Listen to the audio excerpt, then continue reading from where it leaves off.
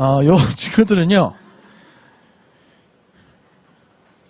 선생님, 요새 이런 여러 가지 사건, 사고들이 많은데, 제가 도저히 공부에만 전념할 수가 없습니다. 이 사회 문제 해결을 위해서 제가 한번 앞장서 보겠습니다. 이건 왜 이런 건가요, 도대체? 저는 도대체 이해를 할 수가 없습니다. 이렇게 공부 안 하는 애들입니다.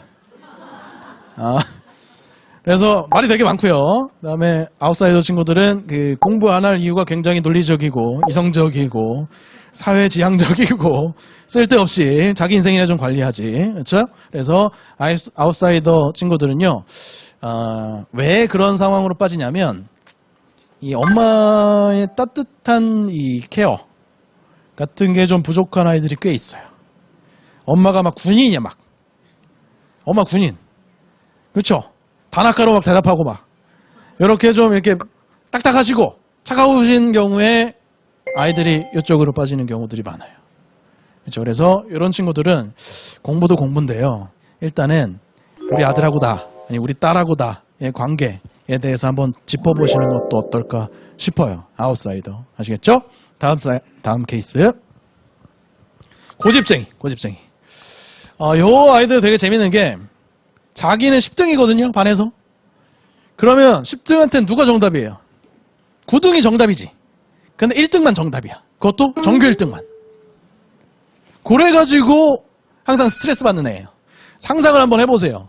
반에서 10등이 전교 1등을 솔루션이라고 생각을 하면 늘상 자기는 뭐가 잘 안 되지. 그럼 스트레스 받고 마음이 안 좋죠. 그게 고집쟁이 유형이라고 보시면 되겠습니다. 이해되시겠어요? 근데 이 고집쟁이는요, 대부분 유년기 시절 엄마 개입이 너무 과도하게 셀 경우에 많이 일로 빠져요. 그리고 이게 계속 크잖아요. 어른이 될 때까지 계속 엄마 개입이 세면 자기애성 인격장애까지 가요.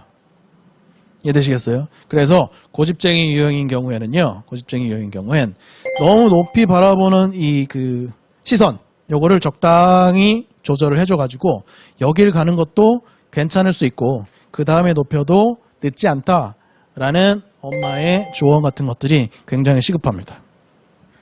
학원 퀴즈. 자기주도적인 학습은 빵프로. 그렇죠. 학원 퀴즈. 학원의 목매는 이런 애들 상담하면 대부분 뭐라고 하냐면 선생님 어떻게 학원 없이 공부를 잘할 수 있나요? 이런 아이들이에요. 그리고 공통적으로 엄마도 학원 중독증이에요. 안 보내면 불안해가지고 미쳐. 근데 딱히 보낸다고 잘하는 것도 아니야. 이해되시겠어요?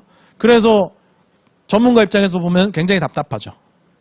이런 게 이제 학원 퀴즈가 되겠습니다. 이 학원 퀴즈 같은 경우는요, 우선은 제일 조심할 게 학원 공부에 타성에 젖은 애들은 일단 첫 번째로 진도만 많이 뽑아쓸 공산이 큽니다. 두 번째로 기본적인 내용은 잘 모르면서 문제만 진탕 풀었을 가능성이 커요. 요 두 가지.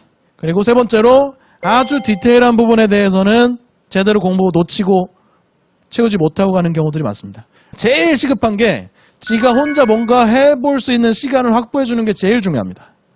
처음에는 물론 이걸 주어진 시간을 어떻게 써야 될지 우왕좌왕합니다. 그래서 어영부영하는 경우도 되게 많죠. 근데 공부 계획 짜는 거라든지 과목 배치하는 거라든지 책을 선택하는 요령이라든지 그걸 분량을 나눠서 하기 위해서 내가 공부를 실제로 해보는 경험이라든지 내가 1시간 공부하니까 영어 단어를 몇 개 배울 수 있는지에 대한 느낌이라든지 이런 것들을 차근차근 채울 수 있도록 뒤에서 자전거를 잡아주면 나중에는 결국 얘도 충분히 잘해내는 아이들이 상당히 많습니다. 어려서부터 너무 학원에 뺑뺑이를 돌려가지고 없으면 못할 것 같은 강박관념이 있는 거죠. 이런 것들 벗어날 수 있도록 도와줘야 되고요.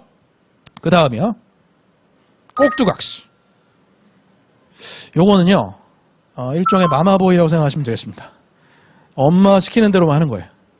근데 이게 모두가 나쁜 케이스는 아니에요. 꼭두각시 유형 중에 긍정적인 꼭두각시도 있고 약간 부정적인 꼭두각시 유형인 아이들도 있습니다. 긍정적인 아이들은 엄마가 시키는 거 열심히 하는 게 뭐 어때서요? 이런 경우. 그래서 대학 진학까지는 문제가 없어요. 얘는 언제 문제가 터집니까? 장가 갈 때 문제가 터지지. 아시겠죠? 장가 갈 때 문제가 터져. 그러니까는 뭐 당장은 괜찮아요. 그런데 반면에 부정적인 꼭두각시 같은 경우는 엄마가 하라는 게 너무 많아서 미치겠고 아무것도 하기 싫다 이런 아이들도 있습니다. 그렇죠. 얘는 어떻게 보면 엄마가 조금 더 용기를 가지시고 지 스스로 할 수 있도록 기회를 배려를 해주셔야 돼. 아까 말씀드렸죠. 지금 당장 스스로 해서 실패하는 경험을 해보지 않으면 나중에는 어떻게 도와줄 것인가. 그렇죠. 한시라도 빨리 이렇게 하니까 실패하고 이렇게 하니까 성공하는구나 하는 경험을 해볼 수 있도록 엄마가 여지를 마련해 주셔야 돼요. 그래야만 꼭두각시로부터 벗어날 수 있습니다. 특히 아드님 같은 경우. 그렇죠. 안 그러면 나중에 대학 학점이 안 나왔다고 엄마가 과사에 달려오시고 우리 애가 그런 애가 아니라면서 회사에 쫓아가서 인사고과에 대해서 컴플레인 하시는 MT를 따라가고 물론 이제 아주 5천만 분의 한 1 정도 되는 확률이긴 하겠습니다만 그런 웃지 못할 상황이 올 수도 있으니 어른이 되도록 키워야겠습니다. 사실은 제가 7년 동안 3만 명 학생 그렇죠? 대상으로 검사를 해서 16가지 유형을 분류를 한 거예요. 통계적으로. 그래서 아이들의 공통점, 약점, 강점, 그리고 걔를 관리했을 때의 효과적이었던 방법 등 같은 것들을 정리한 걸 토대로 앞에 있는 8가지 유형을 설명을 드린 겁니다. 네, 이렇게 해서 고집쟁이까지 8가지 유형에 대해서 알아봤는데요. 그것들 한번 잘 귀담아서 들어보시고 모쪼록 이 부모님과 자녀와의 관계 회복 그리고 부모님이 자녀를 좀 더 이해하고자 하는 노력 이런 것들이 충분히 쌓이면 아이의 공부도 인생도 성공할 수 있다는 믿음 꼭 가지시는 시간이 됐기를 바라면서 이번 시간 마무리하겠습니다. 긴 시간 들어주셔서 감사합니다.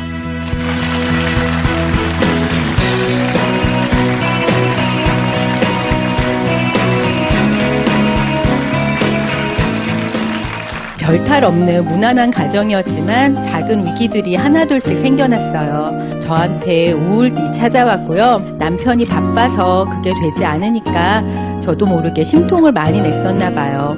어느 날 저한테 제안을 하더라고요. 캠핑을 가자고요. 돈 하나 깐딱 안 하는 사람이 캠핑을 간다고 달라질까? 그런데 캠핑장에서는 좀 다르더라고요. 커다란 장작을 쩍 하고 쪼개서 이렇게 쌓아 올릴 때는 제가 채털리 부인이 된 것 같았어요.